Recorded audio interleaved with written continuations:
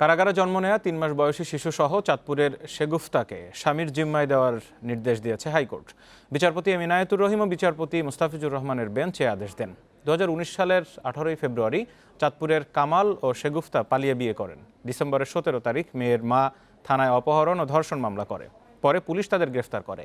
মেয়ে শেগুফতা আদালতে জবানবন্দি দেন। অপহরণ ও ধর্ষণ করা হয়নি। আদালত তাকে গাজীপুরের কিশোরী উন্নয়ন কেন্দ্রে পাঠানোর নির্দেশ দেয়। সে সময় শেগুফতা অন্তঃসত্ত্বা ছিলেন। মায়ের দাবি, মেয়ের বয়স ১৩ বছর। জন্মসনদ অনুযায়ী তা ১৭ বছর। আর ২২ ধারায় জবানবন্দিতে শেগুফতা নিজে বলেছেন তার বয়স ১৬। আর ম্যারেজ সার্টিফিকেটে বয়স ছিল ১৮ বছর। গাজীপুরের কিশোর উন্নয়ন কেন্দ্রে পরে একটি মেয়ে সন্তানের জন্ম দেয় শেগুফতা, যার বয়স এখন ৩ মাস।